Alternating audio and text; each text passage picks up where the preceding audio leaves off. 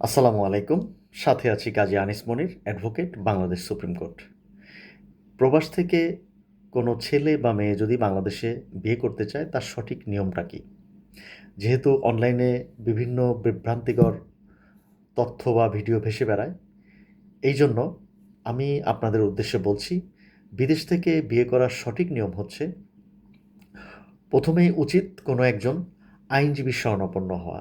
আইনজীবী সাহেবের চেম্বারে ভিডিও কলের মাধ্যমে আপনারা বিয়েটা সেরে নিতে পারেন এবং সেক্ষেত্রে উভয় পক্ষের দায়িত্বশীল অভিভাবকরা উপস্থিত থাকবে এবং একজন আহ, মৌলানাকে দিয়ে ইসলামী শরিয়তের বিধান মোতাবেক বিয়েটা পড়িয়ে দিতে হবে এবং সেখানে নিকাহ রেজিস্ট্রারের একজন প্রতিনিধি থাকবে বা কাজী থাকবে নিজে উপস্থিত থেকে ওই যে নিকাহ রেজিস্ট্রারের যে বালাম বই আছে ওই বালাম বইতে বাংলাদেশের ছেলে থাকুক আর মেয়ে থাকুক সে স্বাক্ষর করবে।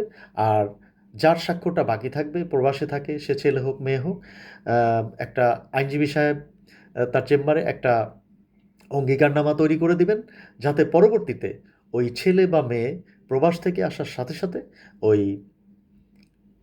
কাজী অফিসের বালাম রেজিস্টারে স্বাক্ষর করে দেয়। তাহলেই পরিপূর্ণ একটা বিয়ে সম্পন্ন হয়ে গেল।